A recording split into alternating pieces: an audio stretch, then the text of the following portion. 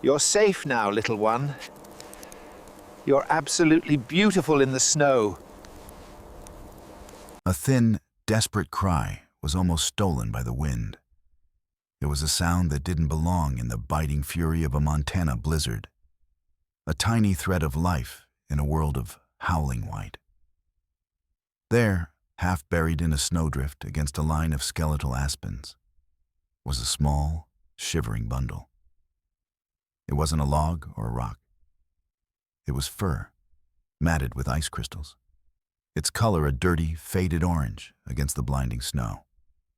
The trembling was so violent, it seemed the creature might shake itself apart. Each breath was a shallow, painful puff of vapor, a fading signal in the crushing cold.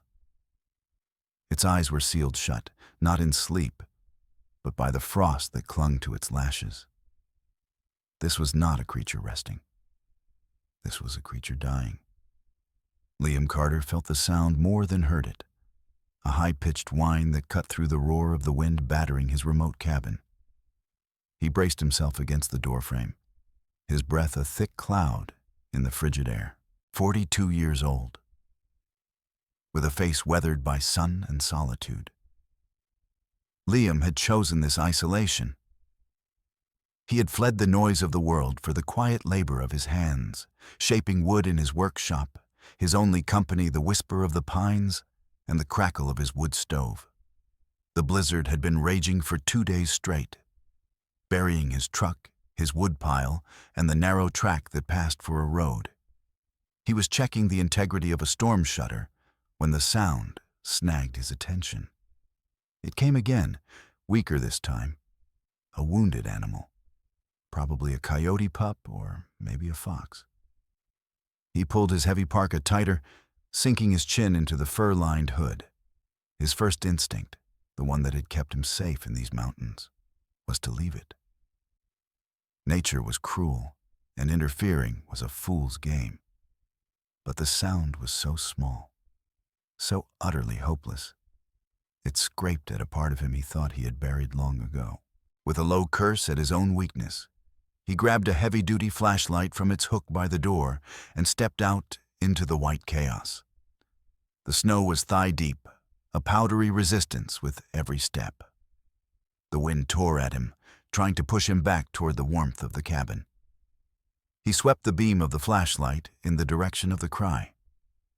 The light cut a tunnel through the swirling flakes, finally landing on the pathetic shape in the snowdrift. He got closer, his boots crunching loudly.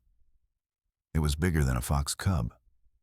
The fur, where it wasn't caked with snow, had faint, dark stripes. A bobcat? A lynx? They were common enough, but the coloring was all wrong. He knelt, the cold instantly seeping through the reinforced knees of his pants. He reached out with a gloved hand and gently brushed the snow from the creature's face. 2 eyes blinked open, slowly, painfully. They weren't the yellow-green of a lynx.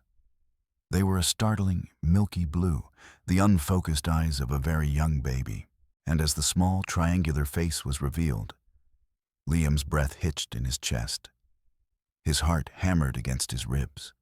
The wide nose, the rounded ears, the distinct black stripes radiating from its eyes across its cheeks. It was impossible. It couldn't be.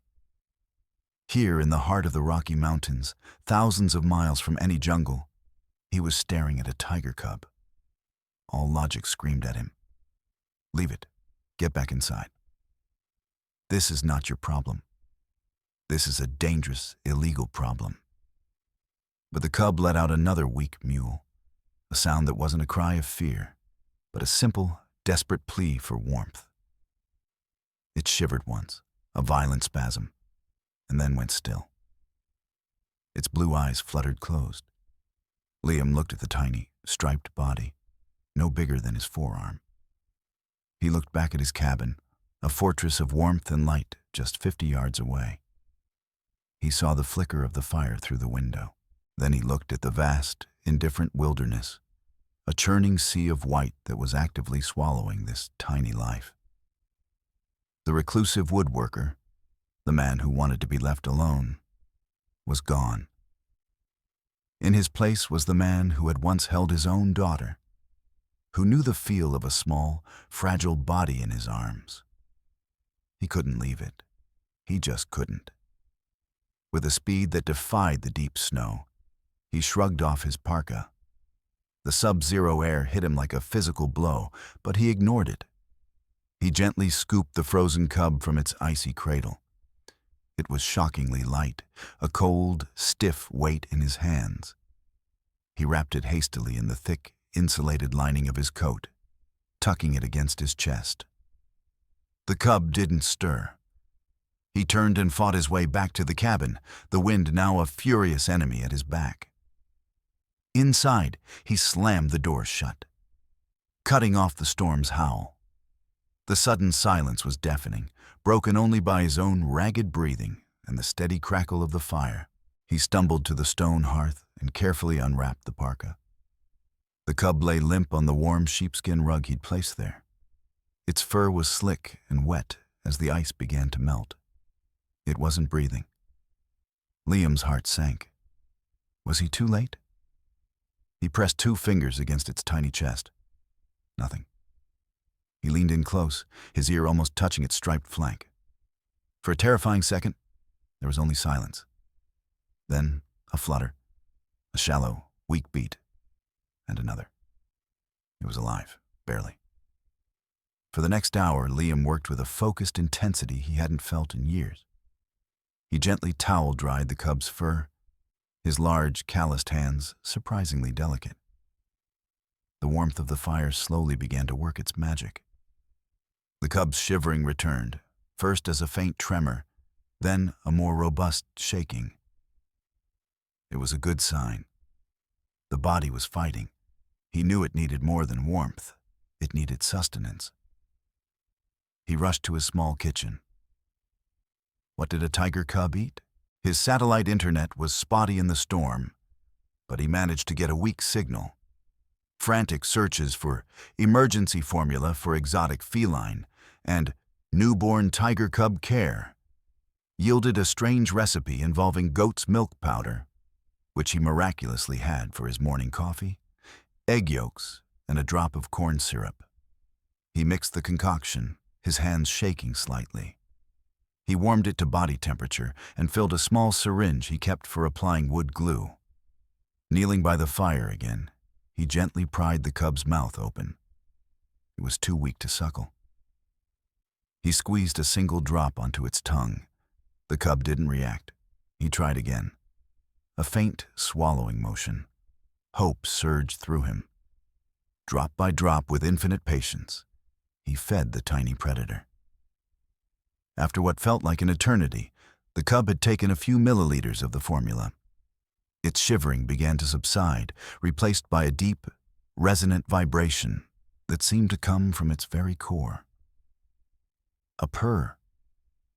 It was the loudest sound Liam had ever heard. Exhausted, he sat back on his heels, watching the small chest rise and fall with a slow, steady rhythm. The cub, now warm and with a full belly for the first time in what must have been days, was asleep. The blizzard began to wane as night fell. The wind scream softened to a low moan. Liam sat in his worn leather armchair, a woolen blanket over his legs, watching the fire and the impossible creature sleeping by it. He hadn't just brought an animal into his home. He had brought in a secret, a dangerous, living, breathing secret. What was he going to do? Who did you even call about a tiger in Montana? Fish and Game? The sheriff? They would take it. But what would happen to it? And what would happen to him? Questions swirled in his mind, but for now, the overwhelming feeling was one of quiet triumph. He had cheated the storm. He had saved a life. He must have dozed off. He was awoken by a new sound. It wasn't the wind, or the fire, or the soft breathing of the cub. It was the low rumble of an engine, growing steadily closer. Headlights cut through the darkness outside, sweeping across his front windows and painting the cabin walls in a ghostly white light. The sound of tires crunched on the freshly fallen snow of his long, private driveway. A vehicle was stopping right outside his home. Nobody ever came to his cabin, especially not in the dead of night after the worst blizzard of the season. A cold dread, far deeper than the winter chill, settled in Liam's stomach. He froze, his eyes darting from the window to the small, striped creature sleeping peacefully by the fire, completely unaware of the approaching danger. The twin beams of light sliced through the cabin's darkness, pinning Liam in their glare like a startled deer. Panic, cold and sharp, lanced through him. His gaze shot to the sleeping cub. Its orange fur seemed to glow like a beacon against the dark sheepskin rug. There was no time to think, only to act. He lunged from his chair, his movement swift and silent, a predator in his own home. He scooped up the entire rug, bundling the warm, sleeping weight of the cub within its folds. The cub let out a soft, questioning chirp, disturbed from its deep sleep. "Shh," Liam breathed, his voice a harsh whisper. He slid open the heavy wooden door of a storage closet built into the wall, a space filled with dusty blankets and old tools. He gently placed the bundle on the floor behind a stack of moth-eaten wool, praying the cub would stay silent. A heavy knock echoed through the cabin, making the very timbers vibrate. Once, twice.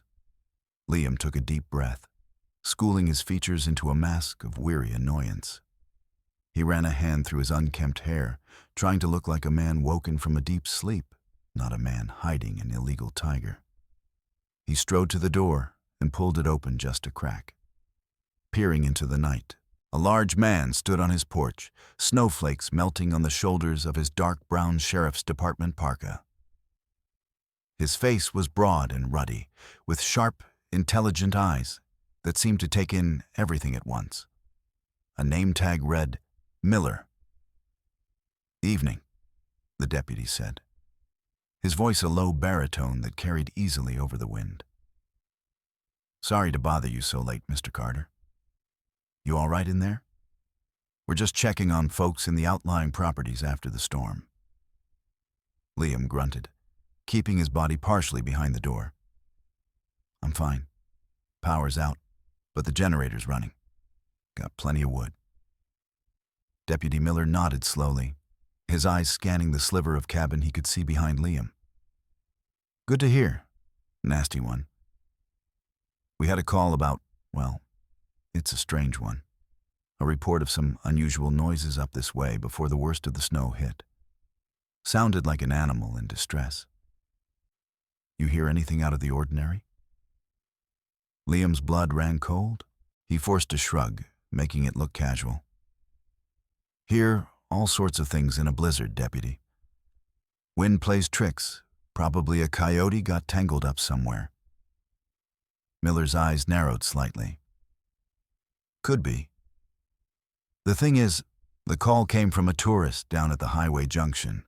Said he saw something cross the road near your turnoff. Something big. Tawny-colored," he said. He thought it might have been a mountain lion, maybe one that was injured. Liam's heart hammered a frantic rhythm against his ribs. He fought to keep his voice steady. "Plenty of lions up here. They're smart enough to find shelter, probably hunkered down in a rock den by now." The deputy didn't reply immediately. He just stood there, his gaze fixed on Liam. The silence stretched, thick with unspoken suspicion. "Mind if I come in for a second? Just to warm up before I head back down the mountain. The heater in the truck's fighting a losing battle," Miller said. But it wasn't a question. It was a soft-spoken command. Liam's mind raced. Refusing would be an admission of guilt. He had no choice. "Fine," he bit out, opening the door wider.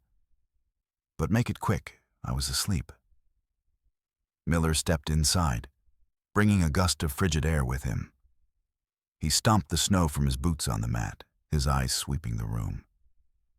He noted the armchair pulled close to the hearth, the 2 empty mugs on the small table beside it. One for Liam, one he'd used for the Cubs formula, and the damp towels hanging over a chair to dry.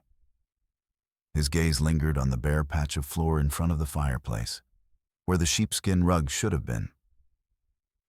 "Cozy place you got here," Miller commented, rubbing his gloved hands together. He walked closer to the fire, his back to Liam. From inside the closet came a faint, muffled shuffling sound. Liam froze, his entire body rigid. Miller's head tilted, as if listening.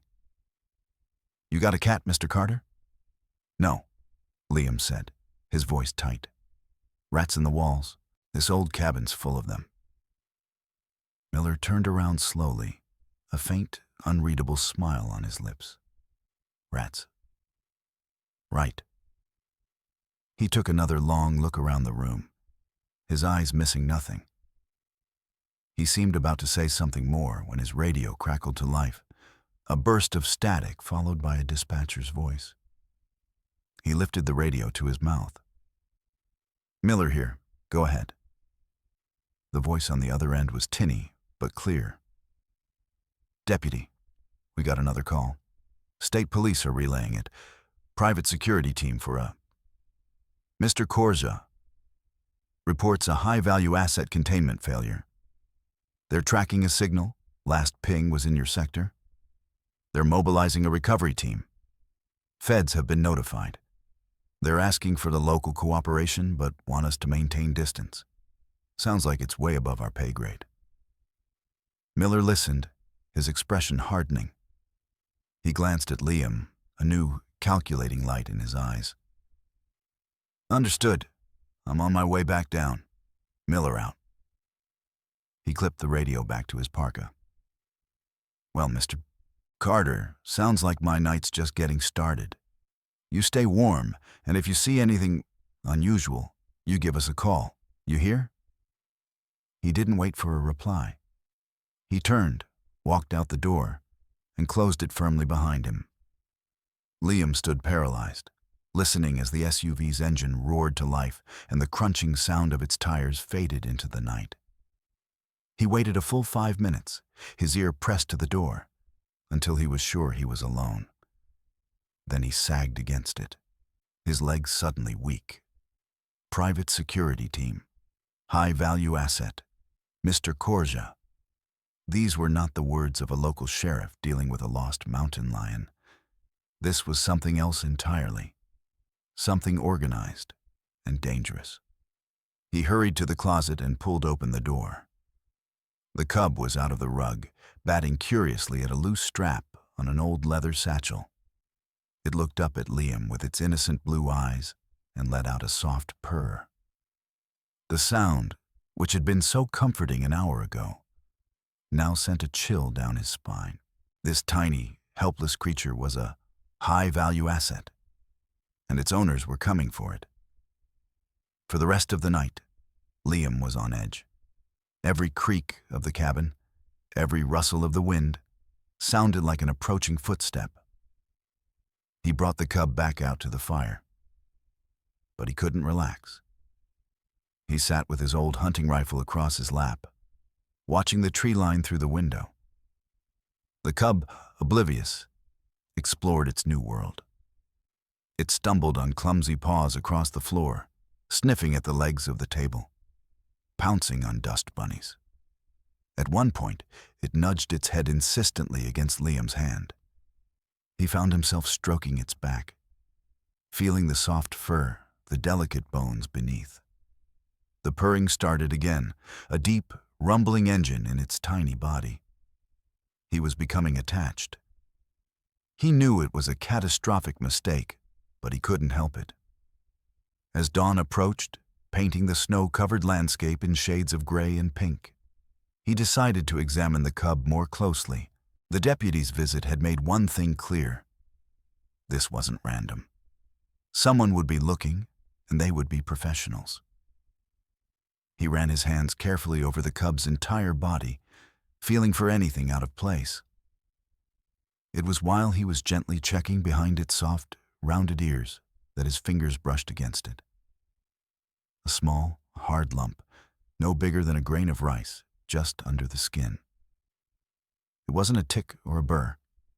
It was smooth and perfectly oblong. His heart began to pound.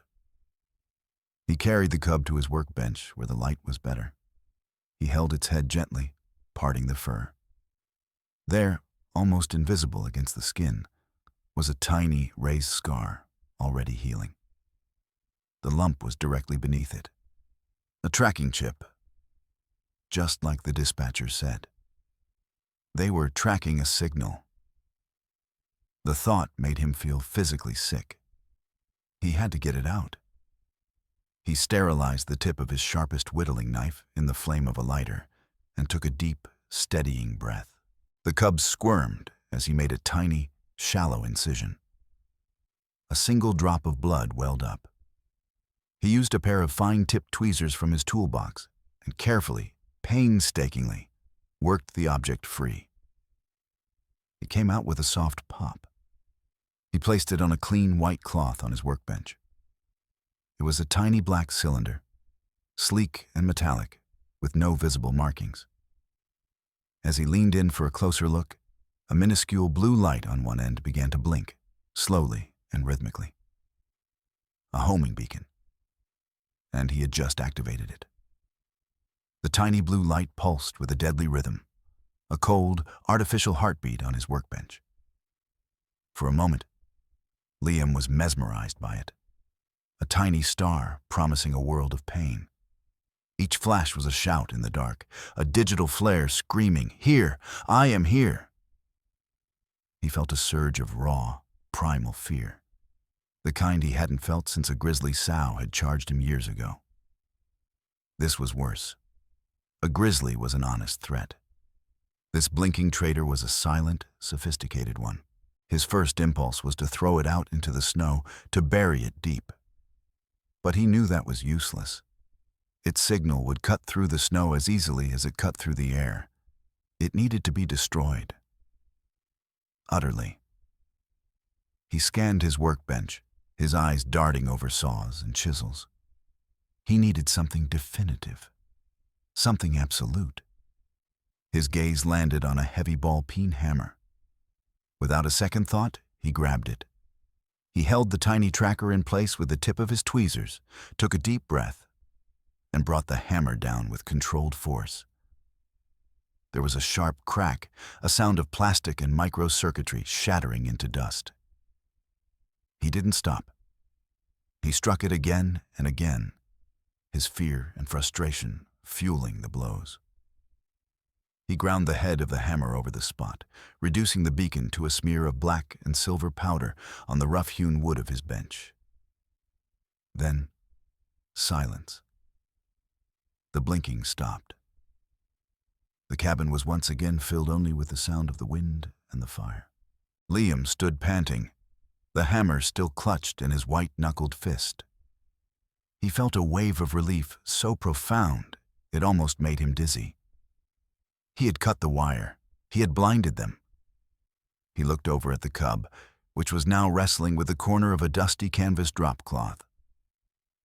It was safe. He had made it safe.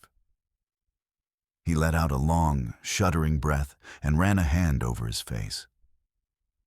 He felt the exhaustion of the last 12 hours settle on him like a physical weight. But as the adrenaline began to recede, a new, colder thought crept into his mind. These people, this Mr. Korza, were rich enough and powerful enough to have a tiger cub in Montana. They were sophisticated enough to use tracking chips.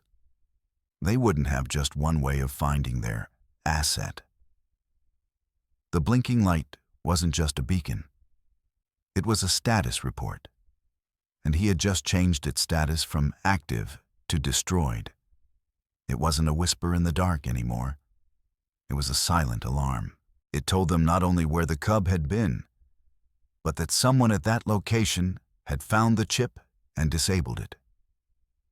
He hadn't bought himself time. He had just started a stopwatch. They weren't just searching anymore. Now, they were hunting. The cabin was no longer a shelter. It was a bullseye.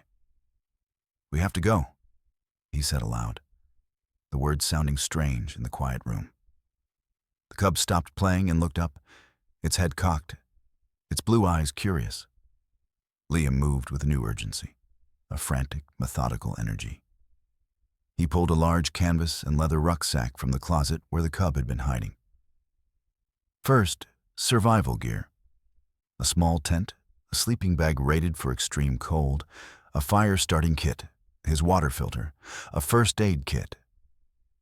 He emptied a box of high-energy protein bars into a side pocket.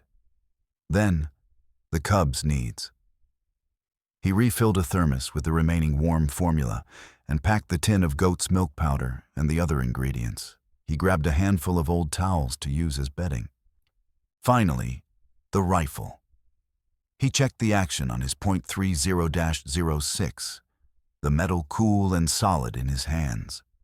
He filled his pockets with 2 extra boxes of cartridges. He was no longer just a man with a rifle for hunting deer. He was a man preparing to defend himself against other men. The thought was sobering. The cub, sensing the shift in atmosphere, trotted over and nudged its head against his leg, letting out a low, rumbling purr. Liam looked down at the tiny animal, whose life had so thoroughly and irrevocably upended his own. It trusted him completely. "Rory," he said, the name coming to him unbidden. It fit. The small, rumbling purr was like a tiny, nascent roar. "All right, Rory, it's you and me." He packed the last of the gear, his mind racing. Where could they go? The roads were impassable, and his truck was buried. Using a vehicle would leave tracks anyway. They had to go on foot, into the wilderness, up, into the high country. There were caves, old trappers' lean-tos, places where a man could disappear if he knew the mountains. It was their only chance. He slipped on his heaviest boots, his thermal layers, and his snow pants. He put Rory into a small, fleece-lined duffel bag, leaving the top unzipped so the cub could breathe. Rory settled in, the space warm and dark, and was quiet. Liam slung the heavy rucksack over his shoulders and took the rifle in hand. He gave his cabin one last look. The crackling fire, the worn armchair, the half-finished carving on his workbench. It had been his sanctuary, his escape from the world. Now he was fleeing from it, into a storm of a different kind. He felt a pang of loss, but there was no time for sentiment. He moved to the door, his hand resting on the cold iron latch. He listened intently. Nothing but the wind. He eased the door open, the fresh, frigid air biting at his exposed face. The world was a blinding expanse of white, the rising sun making the snow-covered landscape glitter. The way was clear. He stepped out onto the porch, his boots sinking into the deep powder. The air was crisp and clean. For a second, it felt like a new beginning. He took another step, ready to plunge into the drifts and begin their trek up the mountain. And then he froze. Not 10 yards from his porch, standing directly in the only viable path leading away from the cabin, was a wolf. It was huge, larger than any wolf he had ever seen in these mountains. Its fur was a thick, mottled gray and black, and its powerful shoulders were bunched with muscle. It wasn't just passing through. It was watching him. Its head was low, its yellow eyes fixed on him with a chilling, predatory intelligence. A low growl rumbled deep in its chest, a sound that vibrated through the snow. Its lips peeled back slightly, revealing the tip of a long, white canine tooth. It stood its ground, a silent, deadly sentinel, blocking his only path to escape. The world narrowed to the space between Liam and the wolf. The air was perfectly still, so cold it felt solid. Liam didn't dare breathe. Every instinct screamed at him. He knew wolves. He had seen them from a distance, heard their lonely howls painting the night sky. But he had never been this close to one, never been the focus of such absolute, unwavering attention. This wasn't a chance encounter. This animal was waiting for him. Its yellow eyes were not just animalistic, they held a terrifying semblance of purpose. It knew he was coming out. Liam's mind worked furiously, sorting through decades of mountain lore and personal experience. Don't show fear. Don't run. Make yourself look bigger. He stood straighter, the heavy rucksack adding to his height. He held the rifle across his chest, not aiming it, but presenting it as a part of him, a hard, metallic extension of his will. The wolf was unimpressed. It took another step, deliberate and silent, its paws sinking into the powder without a sound. The growl deepened, a vibration he could feel in the soles of his boots. It was a warning, a clear and unambiguous territorial claim. This is my mountain. You are not welcome. Then, from the duffel bag slung at his side, came a tiny, questioning sound, a soft mew. Rory was awake and likely confused by the strange stillness and the cold air. The sound was barely audible to Liam, but to the wolf, it was a thunderclap. Its head snapped down, its ears swiveling to pinpoint the source. The growl stopped, replaced by a series of sharp, inquisitive sniffs. Its posture changed instantly. The territorial aggression morphed into something sharper, more focused. It wasn't just a man it was facing anymore. It was a man carrying something. Something else. Another predator. A scent that was utterly alien and wrong for these woods. The wolf's lips curled back further, exposing its gums and the full, terrifying length of its canines. A low guttural snarl erupted from its throat as it took a half-step back, crouching low to the ground. It was preparing to lunge. Liam knew he had seconds. Firing the rifle was a death sentence. The sound would echo for miles, a perfect beacon for the human hunters he was fleeing. But being torn apart by a wolf wasn't a better option. He slowly began to raise the rifle to his shoulder, the heavy stock cool against his cheek. His finger found the cold steel of the trigger. Before he could aim, a howl split the morning air. It came from the dense pine forest to his left, long and mournful. The wolf in front of him instantly raised its head and answered, its own howl sharp and commanding. It was a call and response, a report.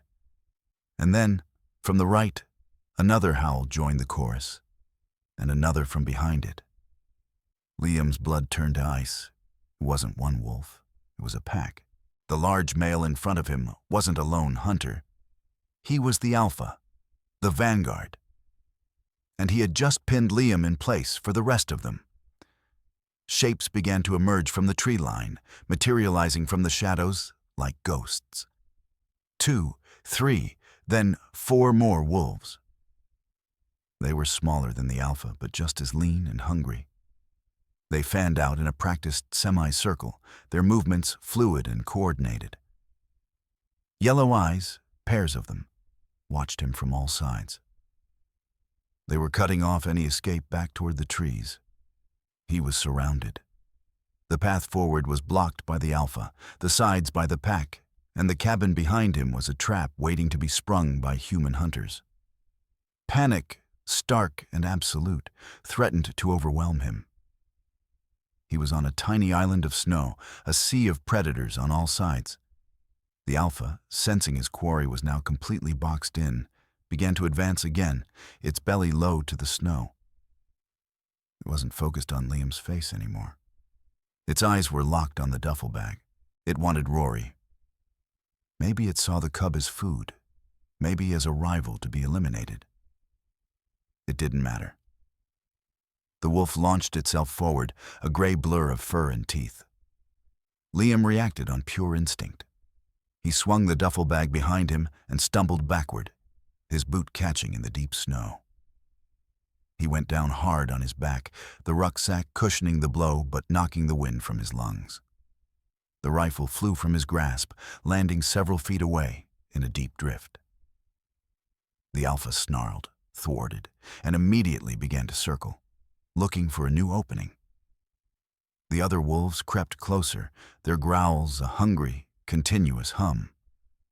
Lying on his back, disarmed and surrounded, Liam twisted his body to keep himself between the alpha and the precious duffel bag. This was it. This was how it ended. Torn apart by wolves in the snow, all because he couldn't leave a tiny, striped cat to die. A strange sense of calm washed over him, but as he looked past the snarling alpha, he saw his only, desperate, insane chance. The ground behind him didn't lead to more forest.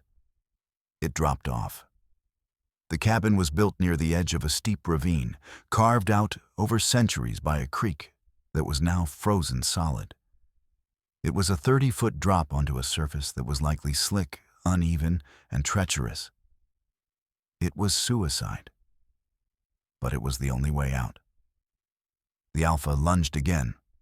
Liam didn't hesitate. Kicking with his legs, he pushed himself backward over the edge of the ravine. For a heart-stopping second, he was airborne. Then he was sliding, tumbling down the steep, snow-covered embankment. Snow filled his mouth and eyes. Rocks and frozen roots tore at his clothes. He hit the bottom with a jarring, bone-rattling impact, landing flat on the frozen surface of the creek. The duffel bag with Rory landed beside him. The air in the ravine was still and cold. High above, on the lip of the embankment, the entire wolf pack stood looking down, their dark silhouettes framed against the bright morning sky. They snarled and barked in frustration, but they didn't follow. The drop was too steep, the ice too uncertain. Liam had a head start. He pushed himself up, his body screaming in protest. A sharp pain shot through his left ankle. Sprained, maybe broken. He ignored it. He grabbed the duffel bag and looked for his rifle, but it was gone, lost somewhere up on the bank. He was unarmed. He took a limping, shuffling step on the ice, trying to put distance between himself and the wolves. The surface was like glass, coated with a fine layer of snow. He had to get moving, follow the creek down the mountain, away from this place. He took another step.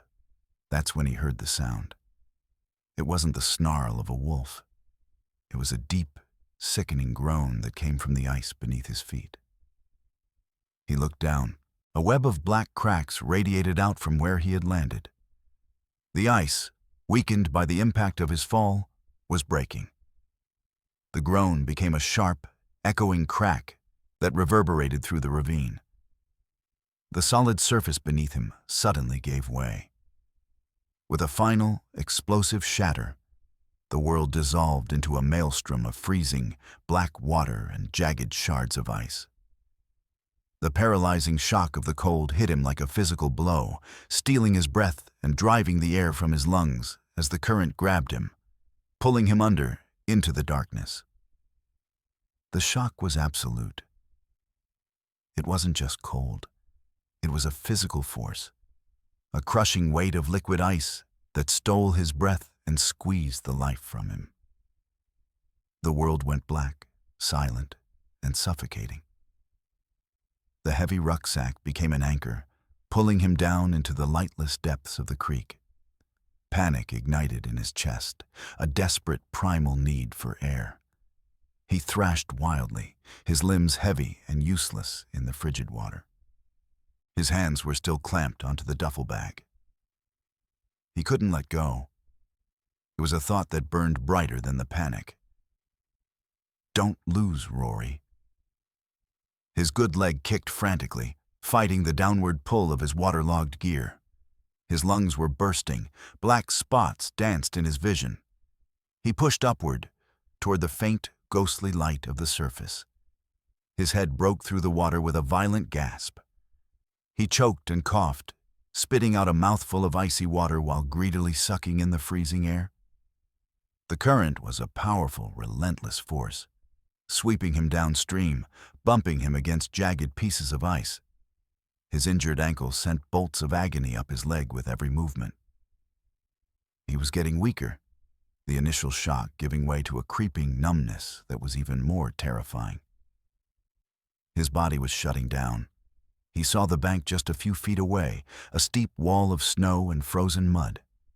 He kicked with his one good leg, his arms paddling weakly, still holding the duffel. His fingers, numb and clumsy, clawed at the slippery bank. He found a purchase on an exposed root and held on, his body trembling uncontrollably. For a moment, he just hung there, half in and half out of the water, the current tugging at his legs. With a final, desperate surge of adrenaline, he heaved himself up onto the bank, collapsing onto the snow. He lay there, gasping, his body a single, massive ache. He rolled over and fumbled with the zipper of the duffel bag. Inside, Rory was a soaked, pathetic bundle. He was shivering so violently it looked like a seizure. Liam pulled the cub out and tucked it inside his own jacket, pressing it against his chest for warmth, trying to shield it from the wind. The cub was cold as stone. Liam knew they had minutes, not hours. Hypothermia was a swift and silent killer. He pushed himself to his knees, his vision swimming. His gear, the rucksack. It had his survival kit. It was still in the water, snagged on a chunk of ice a few yards downstream. Leaving Rory shivering on the snow, he crawled back to the edge of the water, reached out, and managed to snag a strap. He dragged the impossibly heavy bag onto the bank. His hands were useless claws. He couldn't feel his fingers. He tried to unbuckle the pack, his movements clumsy and pathetic. He fumbled inside, his numb fingers searching for the small, waterproof box that held his fire-starting kit. He found it and pried it open with his teeth. He pulled out the ferrocerium rod and striker. He needed shelter from the wind.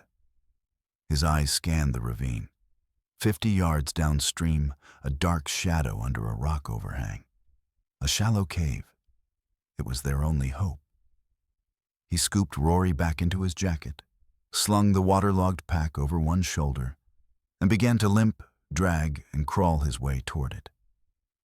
Each step on his injured ankle was a fresh wave of nausea-inducing pain. He finally collapsed under the overhang, out of the worst of the wind. He pulled a small bundle of dry tinder from the kit. His hands shook so badly he could barely hold the rod. He struck it once. A shower of sparks fizzled out on the damp ground. He tried again, and again. Nothing. His body was betraying him. The cold had seeped into his bones, and his mind was becoming foggy, distant. He knew he was failing. He looked down at the tiny creature shivering against his chest. Rory's eyes were half closed, his breathing shallow. "I'm sorry," Liam whispered, his own breath a white cloud. That's when he heard it, the distinct crunch of a boot on snow. Then another. Liam's head snapped up. His heart, which had felt so sluggish, hammered against his ribs. Down the ravine, 2 figures were moving toward him with practiced ease. They wore all-white snow camouflage and carried short-barreled rifles with a cold, professional confidence. These were not deputies. These were the hunters. They followed his tracks from the water's edge, their movements efficient and predatory. They had him. Liam sank back against the rock, defeated. He had nothing left to fight with. The 2 men stopped at the entrance to his makeshift shelter. One kept his rifle leveled at Liam's chest, while the other's gaze dropped to the shivering bundle inside Liam's jacket. The man lifted a radio to his lips. "Viper 1 to handler. Asset confirmed. Package is in poor condition, but alive. Target is compliant, appears non-hostile." The man's voice was flat, devoid of emotion. "Target. Package." The words were as cold as the wind. A third figure appeared behind them. He wore no camouflage, just a ridiculously expensive-looking black parka with a fur-lined hood.